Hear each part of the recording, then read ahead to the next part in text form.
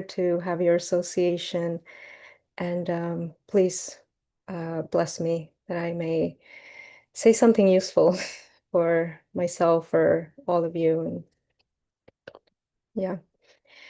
Okay, so continuing, I will share this verse in a moment. I'll just begin.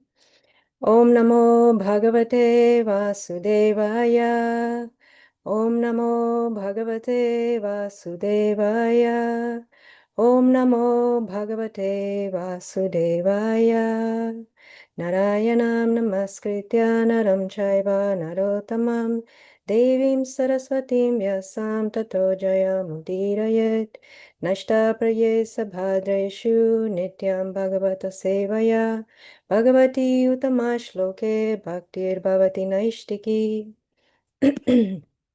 Before reciting the Srimad Bhagavatam, which is the very means of conquest, one should offer respectful obeisances unto the personality of Godhead Narayana, unto Nara Narayana Rishi, the supremmost human being, unto Mother Saraswati, the goddess of learning, and unto Srila Vyasadeva, the author.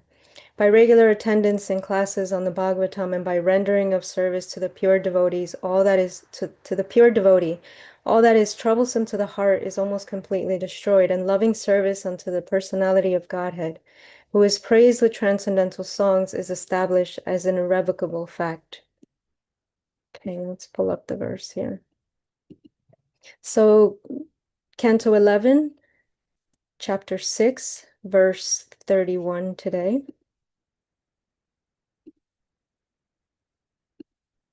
Okay.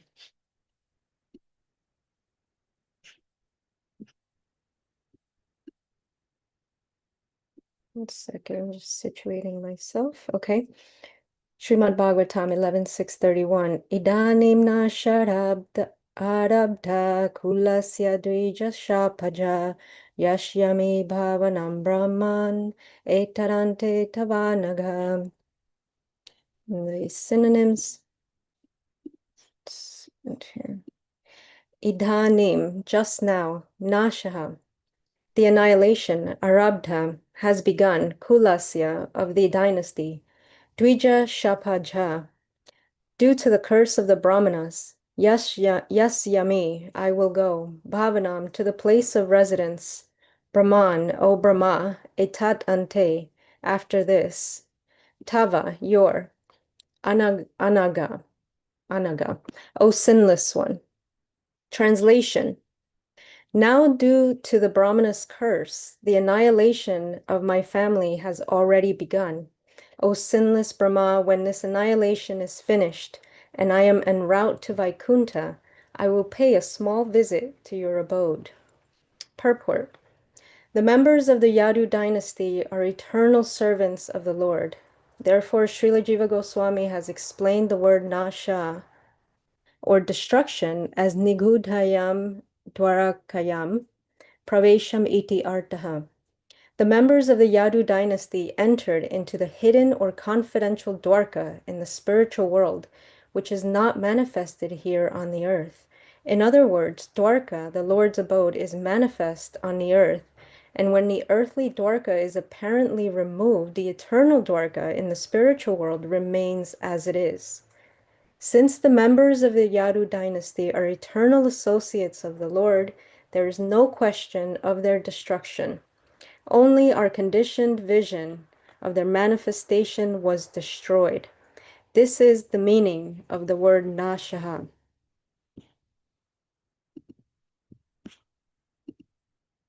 Okay. Om Jnana Timirandasya Gyananjana Shalakaya Chakshurum Militam Yena Tasmai Shri Gurave Namaha. Namam Vishnu Padaya Krishna Prasthaya Bhutale Shrimati Bhaktivedanta Swaminiti Namine.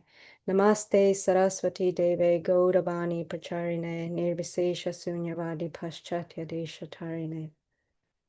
Vanchakalpa Tarubhyascha Kripa Sindhubhya Eva Cha Patitanam Pavanevyo Vaishnavevyo Namo Namaha.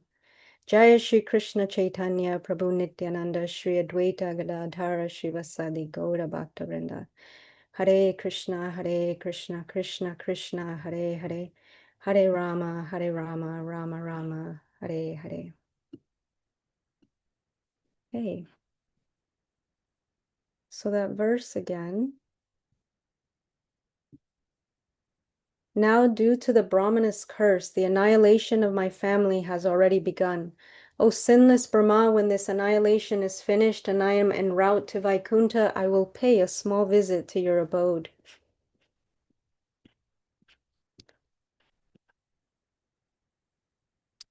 What came up for this verse as I was reading, I've been reading this chapter in this canto, was how creative Krishna is in his organization of events. So the Yadus they're going to be destroyed, seemingly because of a curse by a Brahmana. However, it's known we have the sort of behind the scenes, the understanding or perspective of what's happening. We understand that even though the um, one cause is the curse of the Brahmanas, the cause of that cause is Krishna himself. So Krishna is the primary cause of all the events, even if it seems that there's another cause, and in this case, the annihilation of the Yadus. And in the Brahma Samhita, one of the verses says, Krishna, who is known as Govinda, is the supreme Godhead. He is an eternal, blissful spiritual body. He is the origin of all. He has no other origin, and he is the prime cause of all causes. And so how are we to understand this, the cause of all causes? Because on this, and of course this is happening at the level of Krishna Lila, but we can take some understanding from it in our lives. When things happen, we seem to think that either some person or has caused something, or we have caused something. But the reality is that while that might be true on one level, if Krishna is the cause of all causes, then everything is going back to him. And that doesn't mean that we are absolved of responsibility, as in, that we do cause something. However, the idea is that we are the small causes and he's the big cause.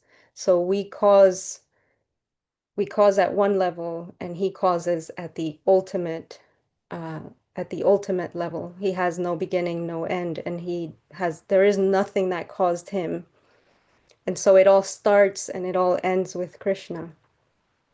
And so this becomes a practical matter for us when we try to navigate and understand the things, the events and the happenings of this world. So in the Bhagavad Gita, chapter 13, the verse says, nature is said to be the cause of all material causes and effects, whereas the living entity is the cause of various sufferings and enjoyments in this world. So there's something else that's not us that's causing events, material causes and effects, and that this is said to be nature. Now, Krishna says that nature, Prakriti, is his energy. So again, it goes back to him being the cause of all causes. And earlier in the Gita says, after chapter 7 says, after many births and deaths, he who is actually in knowledge surrenders unto me, knowing me to be the cause of all causes and all that is. Such a great soul is very rare. So if we having knowledge, actually being in knowledge, the natural consequence is that there's surrender. But that surrender and that knowledge is the understanding that he is the cause of all causes. And earlier in that chapter, it says that this divine energy is of mine. He's speaking again of Prakriti, consisting of the three modes of material nature, is difficult to overcome. But those who have surrendered unto me can easily cross beyond it. So we get bewildered by thinking that we are the ones that are doing the doing, um, that that we are the ultimate cause when we just have to, if we see, if we understand that there's something bigger than us, something more powerful, we can take a different perspective.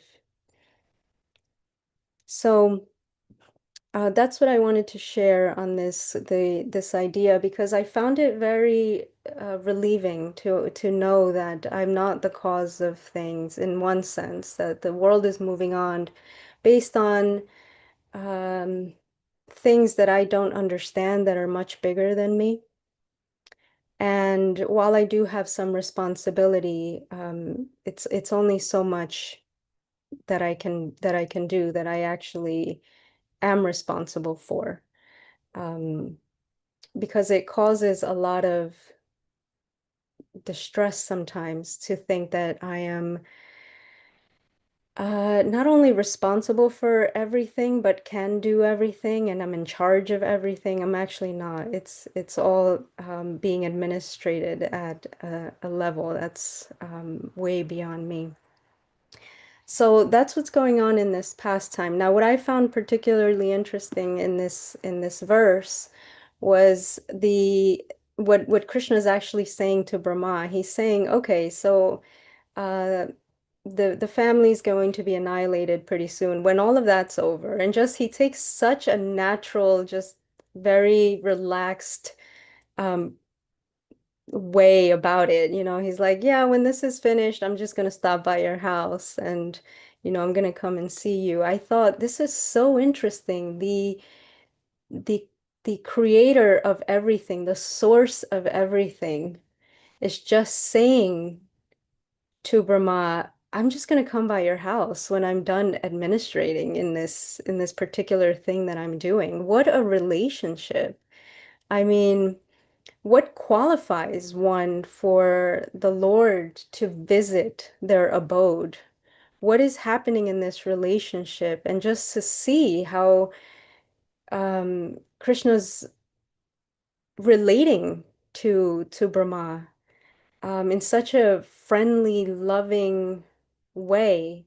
I just found that so personal and so um, relatable, because this is how we relate to things, how we relate to people that we love, um, that we like spending time with, that we respect. So I found it incredibly um, heartwarming for him to say that. And I thought, what is it? What is it about Brahma that Krishna wants to spend time with him? So Brahma has the proper attitude towards Krishna. He's offering prayers, and he's showing the proper understanding of who he is in the relationship and who Krishna is. And that's one part of it, but what else is there? What is it that what condition in what conditions does Krishna want to come to our abode, to our home, to our hearts, to our minds? In what way are we prepared to receive Krishna in any given moment?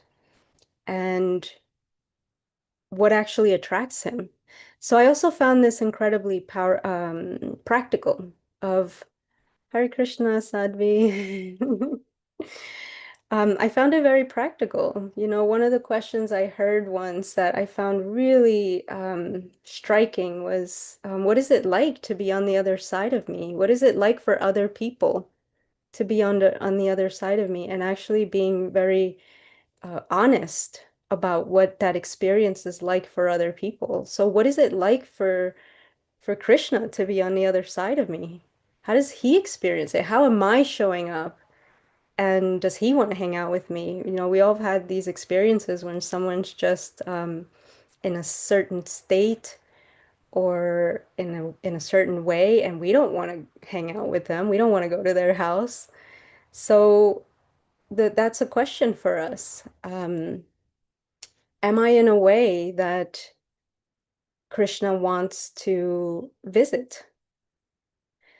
So speaking of home, the the other part of this is that Krishna says in the Bhagavad Gita, I am the abode, the refuge, and the most dear friend. So he is the abode already. We're actually in Krishna.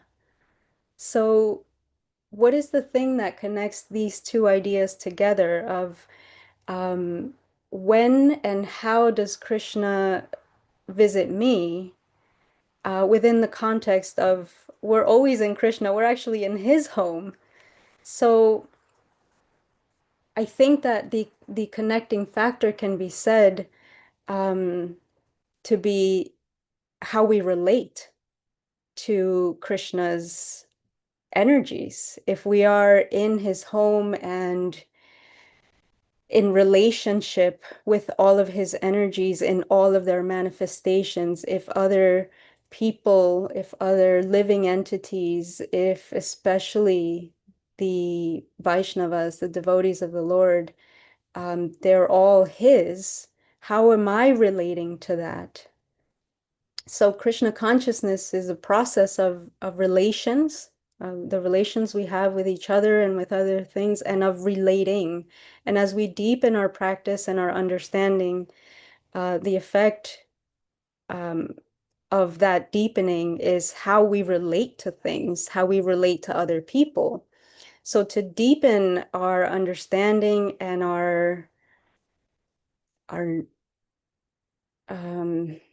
to just, yeah, to deepen our understanding and our knowledge doesn't mean that we relate less, that we give things up. It just means that we change the quality of how we relate to things. And this includes us, how we relate to ourselves. So for example, again, wanting to really see how we can make this practical. In the Gita, Krishna says that the mind is either a friend or the enemy. So how am I relating to my own mind? How am I relating to the world? How am I relating to the things around me, my neighborhood, coworkers, the food we eat, the water we drink, everything, our families? um, Even more abstract things. How do we relate to our past? How do we relate to our future? Are we in anxiety? Are we in resentment over the past? So all of these things are relational. And so depending on our state of consciousness, we can choose to relate with things in an antagonistic way or in a friendly way. And this is um, this is displayed or shown, highlighted by this verse that the the family of Krishna, this whole dynasty, they weren't actually destroyed. He just took them and put them somewhere else where we can no longer see them. But they were not destroyed because they were part of his pastimes. Why were they part of his pastimes? Because they um, were pure devotees of the Lord. So they weren't destroyed. They just went to a transcendental abode. Um, But that is because of their relationship with Krishna. As pure devotees, they're choosing to engage with the events that may seem like they're being destroyed, but they're actually being part of the pastime. And so that's our choice in relating to. Are we choosing an antagonistic way, or are we choosing to be part of the pastime? Are we choosing to relate in a friendly way? And in this way, perhaps, in how we relate and how we show up, perhaps that's how that's that's one way to um, that affects whether we are ready to receive Krishna or he even wants to hang out with us or be with us and come into our hearts, come into our minds, come into our homes and our endeavors, everything that we do. Because only in that way, only if Krishna's there and in Krishna consciousness, in that remembrance of Krishna, can we actually offer devotional service. Otherwise, it's just self-serving if Krishna's not at the center. So those are just some thoughts on this verse. I'm curious if anyone has any comments, questions, concerns, worries, corrections.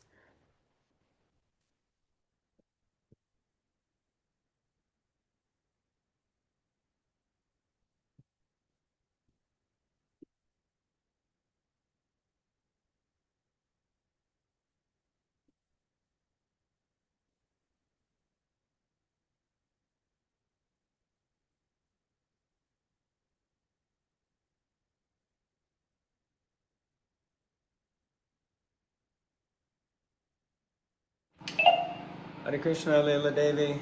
Hare Krishna, Jai Nitai.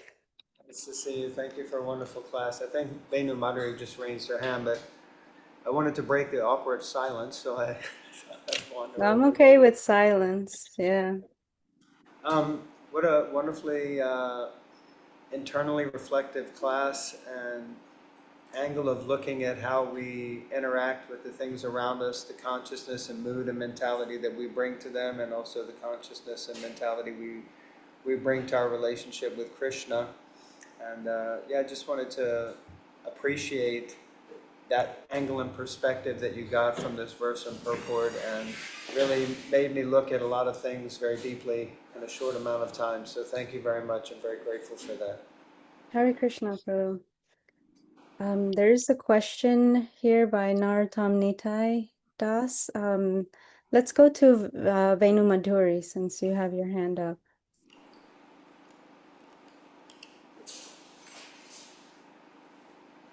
Hare Krishna.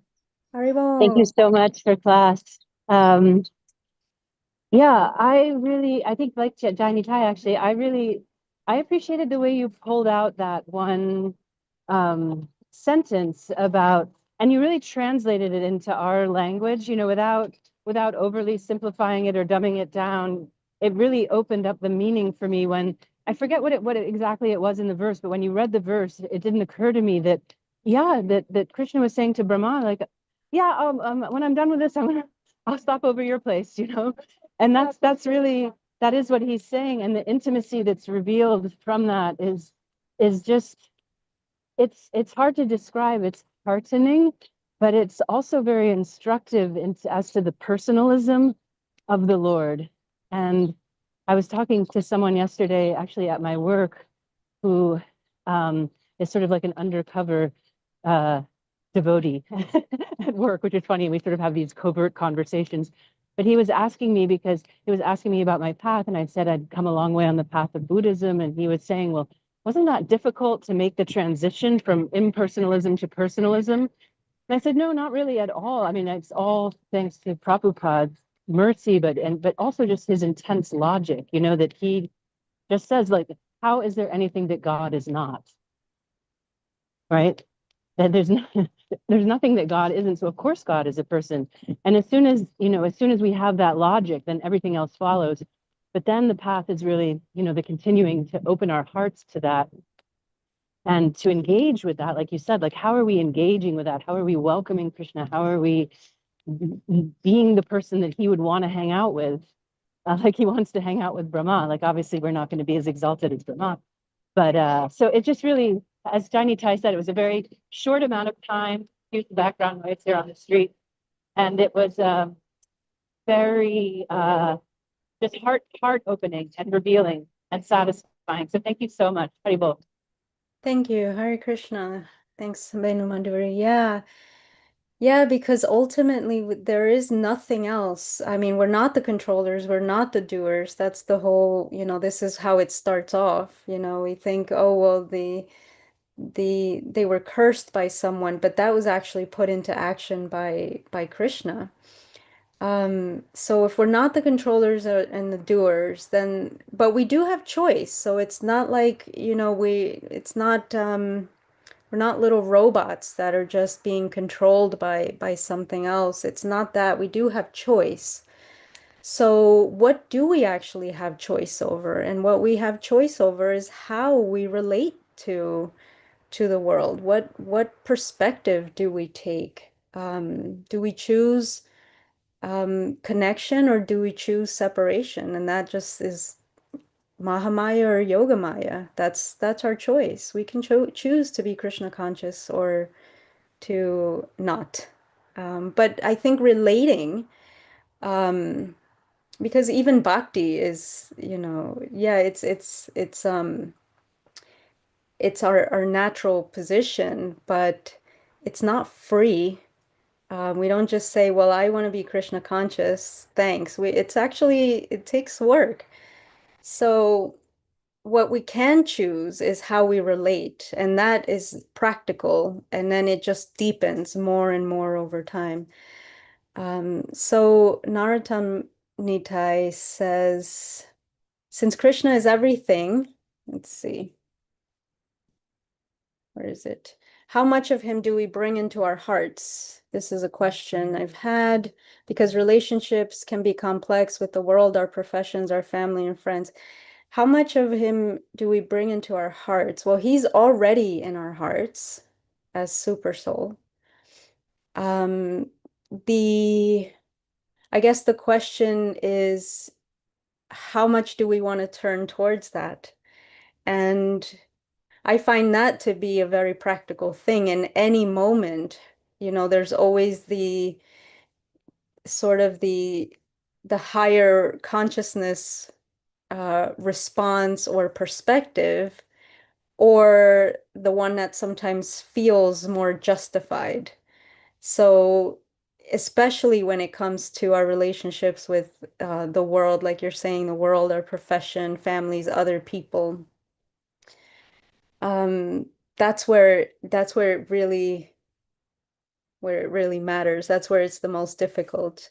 Do you want to be right or do you want to be happy? But these, ultimately, yeah, they are complex and they can be difficult, but this is what gives us um, the opportunity to learn how to engage and to put aside the false ego. And every time I choose the Krishna conscious perspective over the false ego perspective, it's just more and more practice. Um, I was actually thinking about this in relationship to this verse when it comes to communication. This what choice do we make? Because I talk to people about communication all the time, and one of the things that we do is we try to avoid conflict. And I was thinking about this in relationship to Arjuna wanting to avoid conflict on the battlefield. But conflict in and of itself doesn't need to be avoided. What Krishna was telling him is, in what consciousness are you showing up for this? So in conscious communication, we don't avoid conflict, we just put it in its proper perspective. And if we go in with the intention of connection, of actually having some empathy for ourselves and for others, then conflict can actually bring us closer together, and simultaneously it can soften the sharp edges of the false ego, because we have to have some humility if we're going to show up for conflict in a way that's connecting, because then it's not just about what I want, about how I see it. It implies and acknowledges that there's something other than me that matters, and someone other than me that matters, someone else's ideas and feelings and perspectives and needs and values, not just mine. So there is a implicit humility in that. Um, Yeah, but sure, they are very complex. Okay, let's see. How can one differentiate between causes by Krishna versus we cause, and is that same for good and bad events that we face? That's a really good question. Hmm.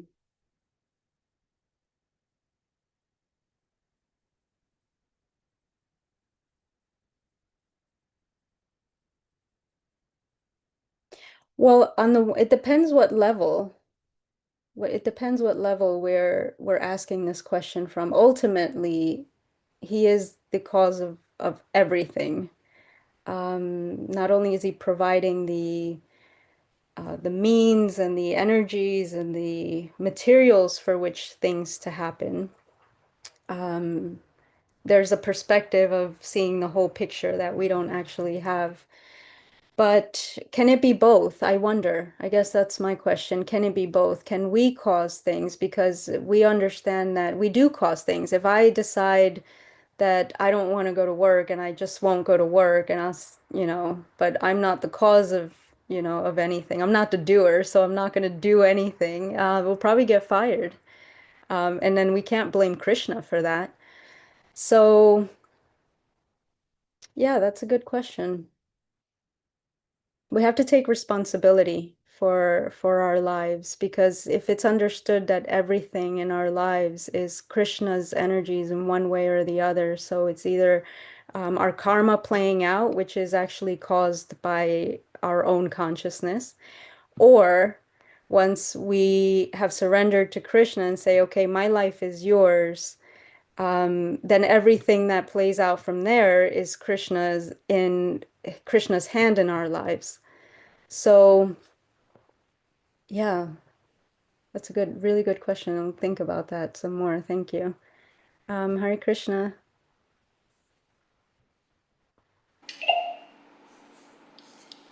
Hare Krishna, thank you for the class.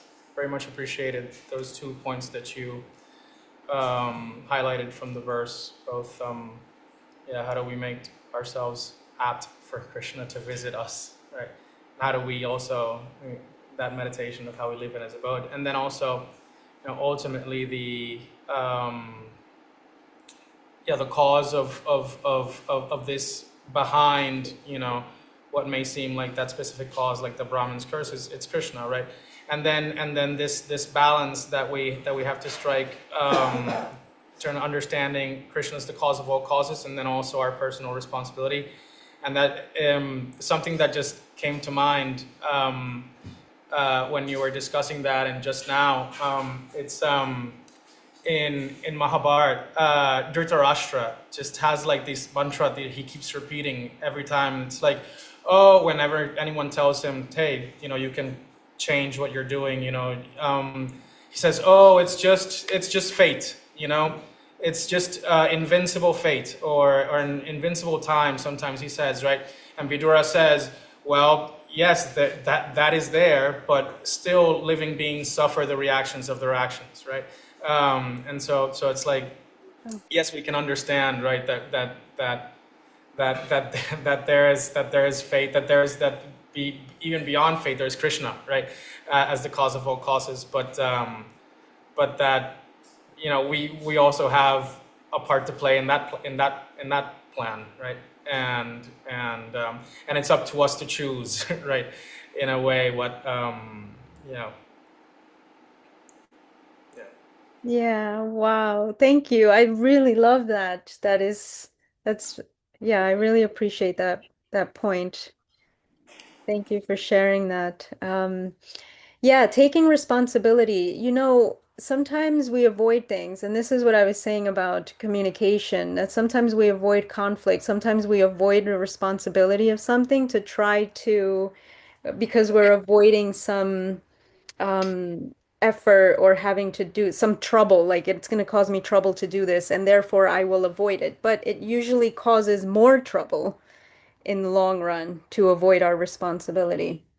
So, yeah, I mean, it's not fair if we just put it all on Krishna, because the reality is, he didn't put us here, our consciousness put us here. And then Bhima is saying it's all desires. Yeah, desire got us here and desire will get us out. We just have to desire the right thing. Bhima Prabhu, Hare Krishna. Haribo Lila Devidasi Prabhujini Maharani. Yeah, it's wild because Prabhupada said it's simple for the simple and complicated for the complicated. But it does come down to, like as you said in that radio silence when you first asked people to chime in, there was a long silence, and then somebody said, "Oh, just Prabhu said, I just wanted to break the silence." You said, "That's okay. I like silence." And that's the beginning, amazingly enough, because we never talk about it because we think it's impersonal meditation. But sometimes we have to sit silently and truly introspect and truly ask ourselves, what is it we really desire? And we can rotely say to ourselves, oh, it's Krishna only that I desire, and that I've been told that, going back to Godhead is what I should desire. But ultimately, what keeps us are two things. One is doubt that Krishna loves us, that Krishna has a place for us, that Krishna is with us, that Krishna is with us in our heart. And two is understanding that it was desire that got us into trouble to begin with. Um, uh, when Prabhupada was after a class, he had taken questions, and somebody asked a very pertinent question: why, if we were with Krishna, if we did really come from the spiritual world, why did Krishna allow us to come to the material world? And Prabhupada said, because you wanted to, and then he said, you forced his hand. Mm. You forced his hand. You said, I want to come and I want to play God of my own life, type of thing. I'm not so sure what the words were exactly, but we had that moment. Apparently, it only takes a moment in the spiritual world of saying, "What about me?" And then, Krishna's like, "Oh, I'm all down with that. Let's say, what about you? You and all the other people saying that can go fight it out in the material world. Trying to be sovereign, autocratic, spirits in the material world, trying to get your own way." But we find that in the material nature, they say the laws of God grind slowly, but they grind exceedingly fine, meaning, yes, we are responsible for everything we do. And that when we see things come down and when those gears grind upon us, if we're introspective enough, if we are silent enough, if we take the time to sit still and say, okay, first of all, what am I learning from this? What is it that I can come out of this on the other side? Because it's not an easy mode of goodness, comfortable life that's going to make us Krishna conscious. At best, that will put us in the heavenly planets, to which we will have to fall back here again. It is actually that which is contrary, or that it's conflict and trials and tribulations that make us grow as souls, to become not worthy, but to attract Krishna's attention. That service that we do for Krishna isn't so much, I've made so much money, I've distributed so many books, I've made so many garlands, but how much have I grown? How much have I developed compassion, spontaneous compassion? How much am I in wonder and awe and reverence of Krishna's material nature, because it's a reflection. When you sit still in that still small moment, like you mentioned, that silence, and you reflect upon your whole life or to the day's events, we come to understand that it is just our moment by moment decisions that we make that are all based on a very deep desire. And that if we understand, I'm desiring, I want to be a guitar player, or I want to be a singer, or I want to be an artist, or I want to be the best pujari ever, and understand that the desire is there, and then dovetail it in Krishna's service, then everything's going to turn out all right.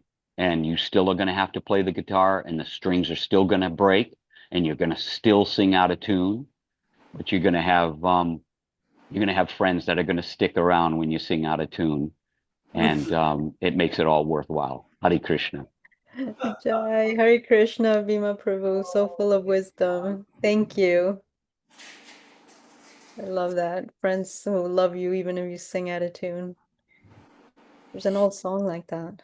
Lila Kishori Prabhu, Hare Krishna. Oh, my friend, I'm so glad that you're here. Hare Krishna. Oh, I'm so really, really blessed to be here. I love your classes, Lila, always. And when you were speaking about Krishna administrating this major event, and at the same time taking the time to tell Lord Brahma, oh, and also, by the way, I'm going to stop by your house. And I was thinking about how the whole Srimad Bhagavatam, it just shows the advancement and progression of a devotee. And how there was that point when Lord Brahma tested. He was like, I'm stealing these cowherd boys because I'm not really sure that this little boy is actually the Supreme Personality of Godhead. And Krishna allowed him to go through that process, and at the same time took care of everyone in Braj. Just kept everything going, but still allowed Lord Brahma to get to the point where he came back humble and said, wow, like I'm so, how could I have done that? And, and really acknowledge the patience and the love and the grace of Krishna. And then I was also thinking that Krishna says in Bhagavad Gita, he's time. So of course he can allow us to be here because he knew us when we weren't here, and we're in his eternal service, and we're probably doing what we were supposed to be doing, and then knew that we'd want to come here. And he can see where we're going to be. We can't. I can only be where I am. But he can see where I'm headed and bring me along gently. And then when you said about Paramatma, and I was like, yes, because we always have Krishna as a house guest in our heart. How am I keeping that house?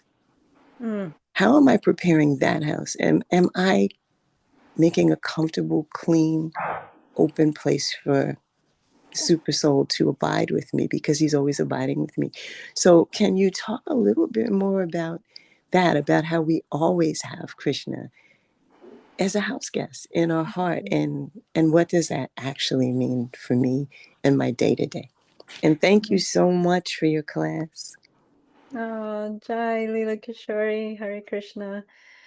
Yeah, is there going to be, Prabhus, is there going to be darshan? Should I not get into a response for that? Sorry? Yes, there will be darshan. Okay, so Sorry?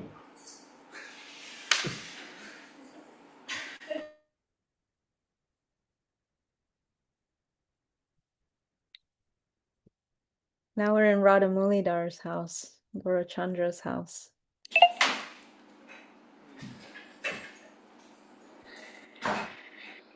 Thank you, Lila. David Dasi, wonderful class. Dear devotees, cameras on, please, if you can. Bhima Prabhu, if your makeup is on, please turn on your camera.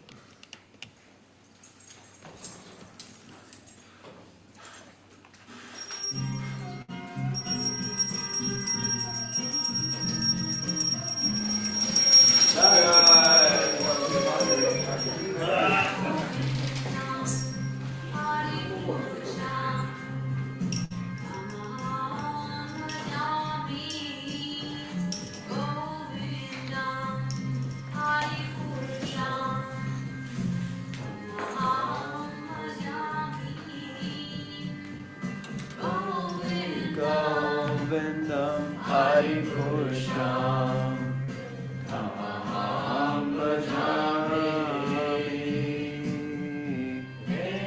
Venam Karmantam Aravindadayatasham Bhagavatam Samasitam Purasundaramdam Anda Bhagavati Kamaniya Vishesha Shobham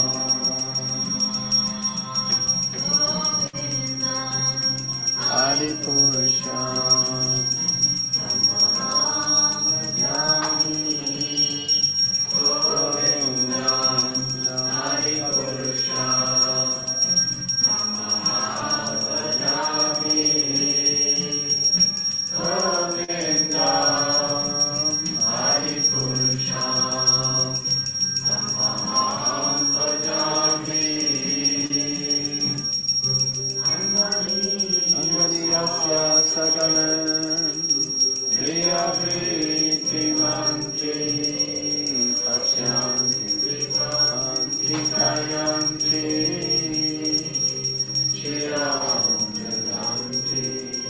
Anandatimaya sadhu Dalavavigrahasya Govinda Hari Krishna Tamaham Bhajami Govinda Hari Krishna Tamaham Bhajami Govinda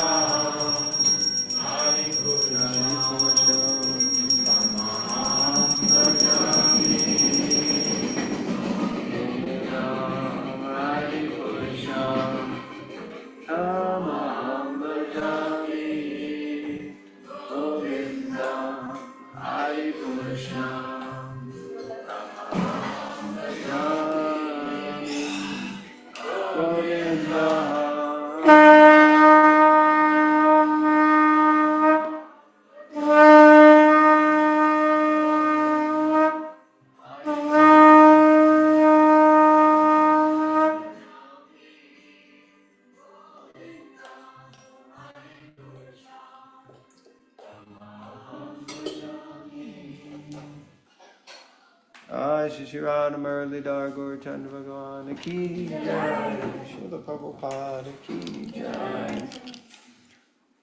Lotus feet of our spiritual master are the only way by which we can attain beautiful service. I bow down to his lotus feet with great awe and reverence. By his grace one can cross the ocean of material suffering, obtain the mercy of Krishna. We only wish to have my consciousness purified by the words of amazing Lord's lotus mouth. Attach me to his lotus feet of perfection with his lowest desires. He opens my darkened eyes and fills my heart with transcendental knowledge. He is my Lord, birth after birth. From extent never my emanates. My ignorance is destroyed. The very scriptures sing with sarcasm. Our spiritual master is the ocean of mercy. Granted the poor and the Lord and the Son of the devotees. O Master, be merciful to us. Give us the shade of the lotus feet.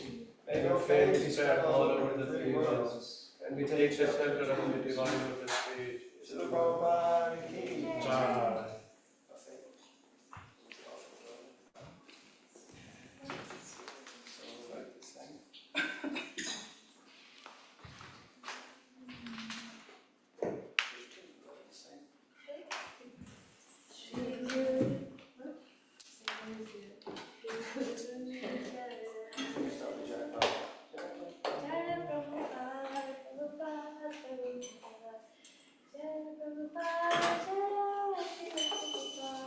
Jaya Prabhupada.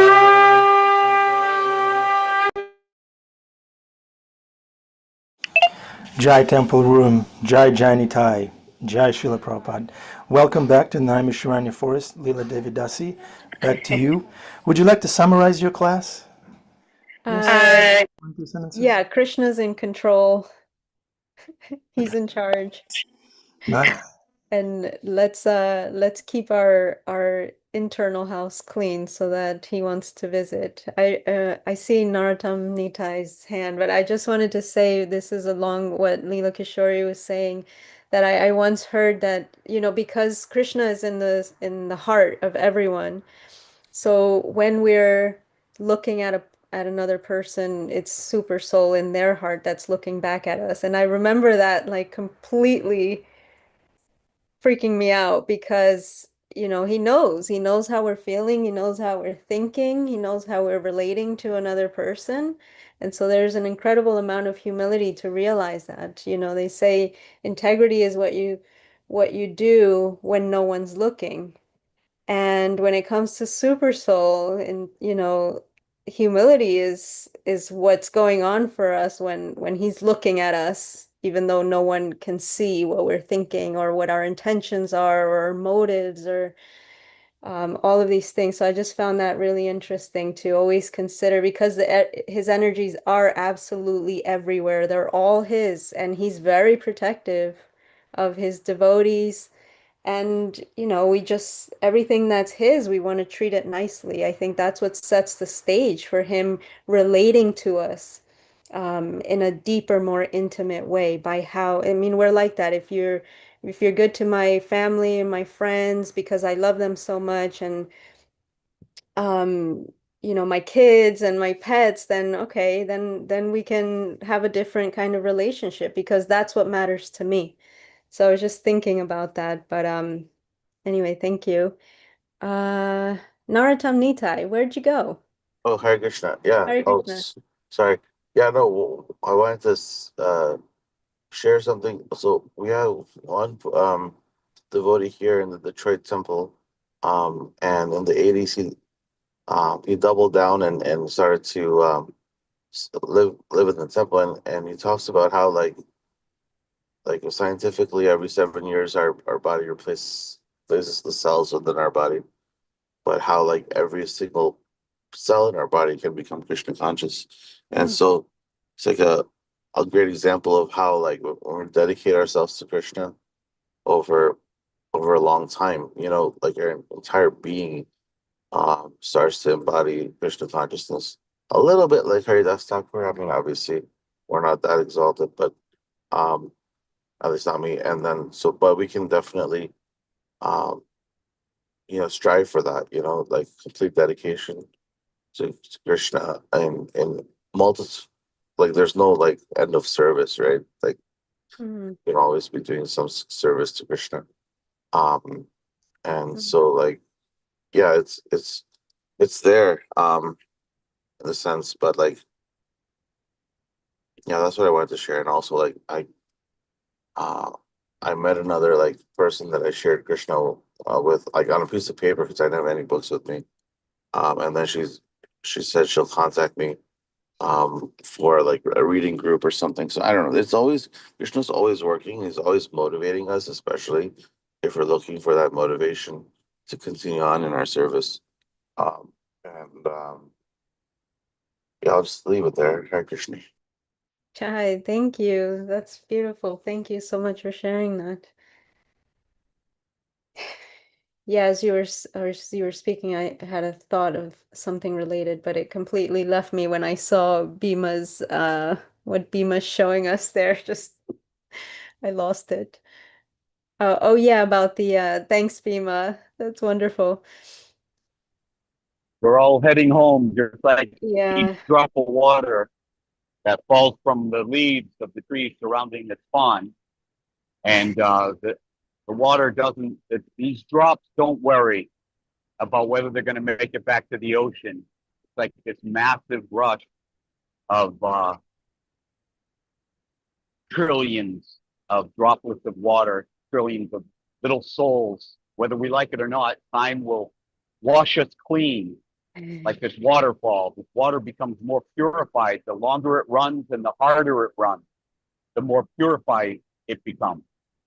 Mm, Um, and it's wild because this little river flows into a larger river, flows into a mainland river, and eventually makes it to the Charles River and then out into the ocean. I mapped it out, and it's wild that um, this is such a metaphor for our own lives that everyone follows Krishna's path to some respect. And yeah.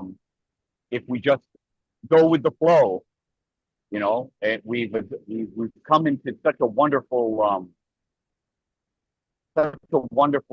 process, Krishna consciousness, and it truly is um, sort of like you relax into it and let Krishna take you along, and you learn, and if there's boulders in there, sort of up against the boulders of life, roll around it, and move onward.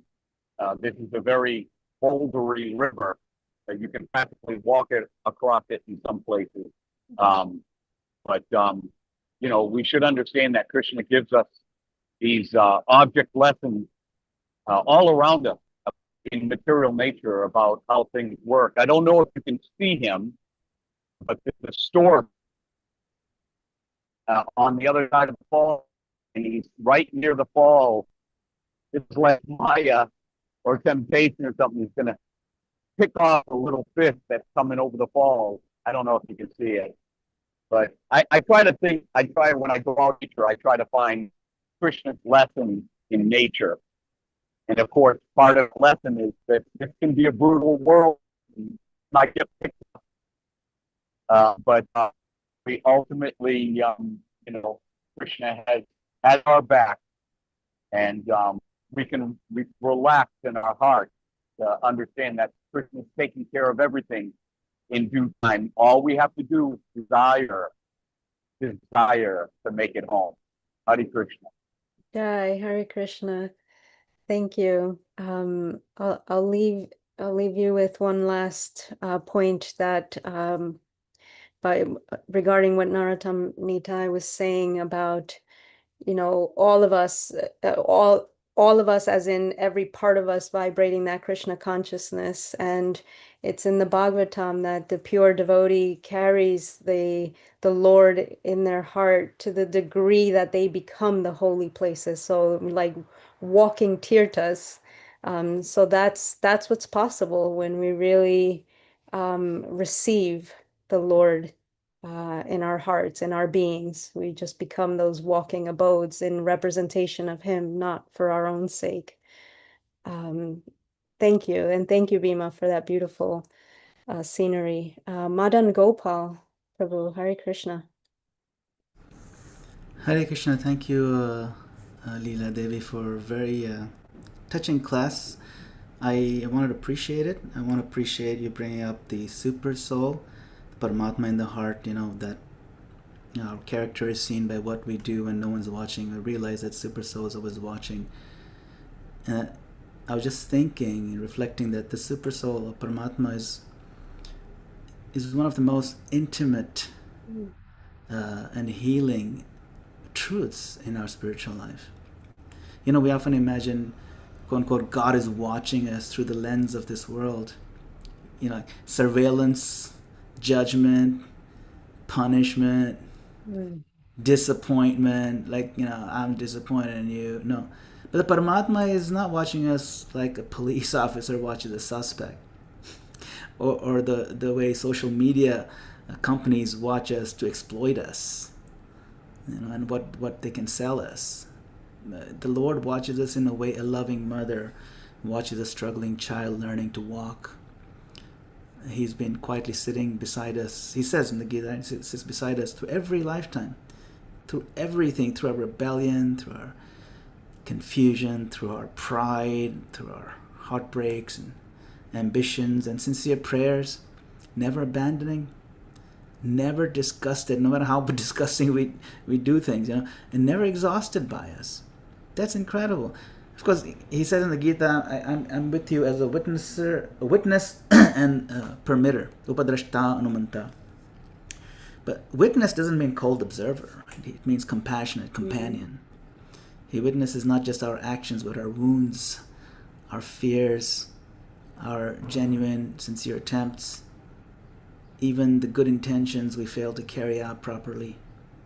And the remarkable thing is he doesn't impose himself. He doesn't violently force us. He guides us to the degree we allow him. That's why everybody gets access to Super Soul, but we all allow him at different degrees to work on us. Sometimes we listen to a conscience and sometimes we don't. But sometimes through scripture we allow him. Sometimes through discomfort. Sometimes through other devotees we allow him to work on us. And sometimes through this inexplicable inner pull toward the truth. So even our ability to turn toward him is met not with, finally you came back, but rather with relief and affection, as if he's been patiently waiting all along. See, his gaze is infinitely soft. Not weak, but gentle. And not permissive of illusion, but just incredibly and endlessly hopeful about our potential. So when we see the soul, super soul that way, spiritual life deepens when we stop hiding from that gaze and begin resting in it in confidence and security. Wow. Madan Gopal, thank you for that mic drop. Unbelievable. Wow, thank you so much. That was really, really profound. So beautiful. I So like the heartfelt. permitter part. Yeah, that He allows us to have our freedom to make decisions that we want. Sometimes we think, I'm sorry for interjecting, but what Madan Gopal, when he said how he's there with us and he will allow us to make decisions that may be, lessons to be learned, because sometimes it's, of course, a wise man learns by hearing and a fool learns by experience. A fool will learn no other way, but boy, do you learn. And Krishna, and if we don't hide or doubt him, um, and instead say, okay, Krishna, I'm making this decision. My intention is this, and let's see how this rolls out, because I feel like I really need to do this in this life. Um, you know, you don't have to forget him if you're going against, and I'm not saying this in a way as far as licentiousness, but in a sense of, I feel like I need to be by myself, or I feel like I need to take care of this business, and it seems to run contrary to what I've been told to do, over the years, type of thing, and I really need to strike out on my own, type of thing, feeling. And but then you take Krishna or Krishna comes with you in this, and that you don't have to forget Krishna just because you might not be doing something externally that is, I don't know, part of the norm in Krishna consciousness. If Madan Gopal or yourself, Lila, can speak to this, that when we do wish to assert our independence, not from Krishna, but with Krishna. Can anybody elaborate on that? Thanks, Bhima.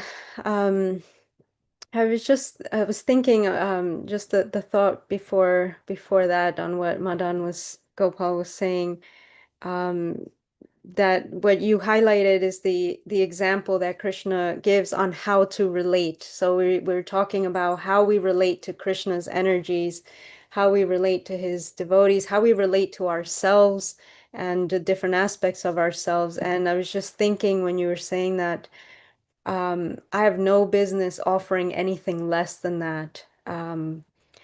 The work then becomes, how do I scrub the the consciousness so that I can offer that, because that is our true nature, to be like that, just a smaller part of of that, a smaller component of that.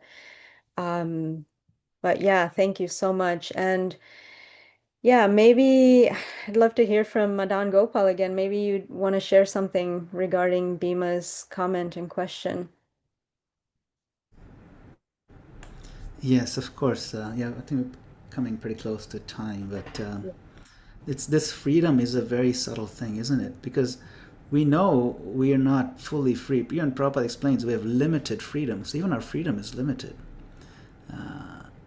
It's not infinite. Basically, we have freedom to do two things: to be normal or to be a rascal. That's basically it, And we're very sophisticated in defending our rascaldom, and that's really our challenge, in our existence. I'm just trying to put it in plain, simple English here, that we construct great justifications and we architect lines of reasoning to continue our miserable condition here, thinking this is really where we belong. We don't belong here. Prabhupada said, all we need to do is show Krishna we're interested. In fact, there's a quote from yesterday. You know how there's a calendar and they quote what he said on May 19th or something. So if you look that up, he says, all we have to do is we have to prove to Krishna we're interested. If Krishna says, he's interested, then he will put everything down and run toward you. And when Krishna runs toward you, nobody can stop Krishna. But we need to get Krishna to run toward us. And the only way we can do that is put down our various rascaldoms that we've built for ourselves. As simple as that. But, we don't want to put them down. And so that's where our freedom comes in. We are free to let go.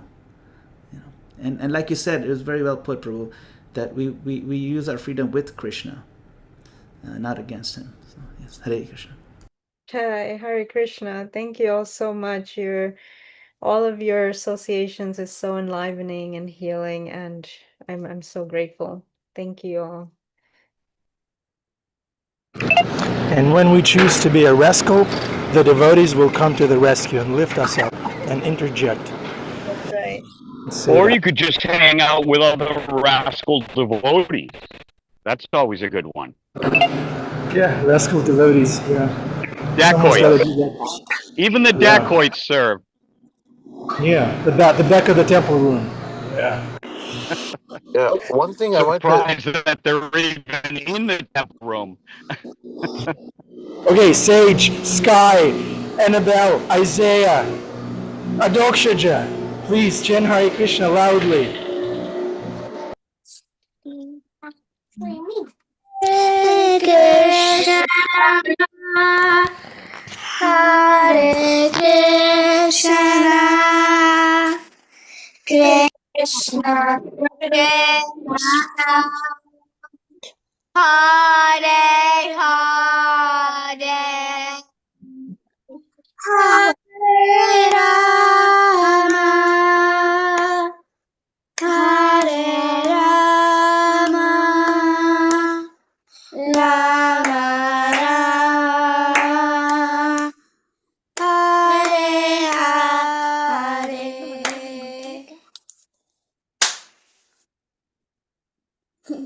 Thank you very much, Hare Krishna. Hare Hare Krishna. Thank you Krishna. very much, chanters. Thank you, dear devotees. Thank you, Hare Lila. Krishna.